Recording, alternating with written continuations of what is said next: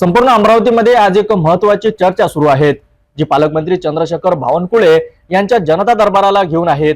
28 मार्च रोजी महसूल भवनाच्या बाहेर नागरिकांच्या समस्यासाठी एक मंडप उभारला गेला, मात्र त्यावेळी काही महत्त्वाच्या आरोपांची छायाही उचलली गेली आहेत। यावर अधिक माहिती घेण्यासाठी आपल्याशी चर्चा करणार आहेत याविषयी प्रहार संघटनेचे केलेल्या निषेधावर।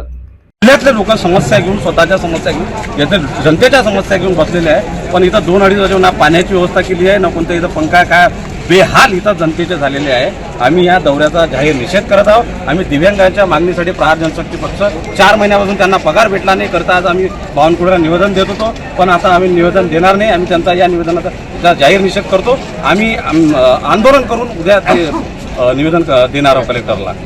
आता प्रहार संघटनेच्या आरोपानुसार पालकमंत्र्यांनी जनता दरबाराचे स्वरूप फक्त निवेदन गोळा करण्यापर्यंतच मर्यादित ठेवले। त्यावर तीव्र निषेध व्यक्त करण्यात आला आहे आणि शनिवारी रोज जिल्हाधिकारीकडे निवेदन सादर करून यावर अधिक दबाव आणण्याची तयारी आहे। या प्रकरणाची पुढे काय होईल यावर नक्कीच लक्ष ठेवले जाणार आहे।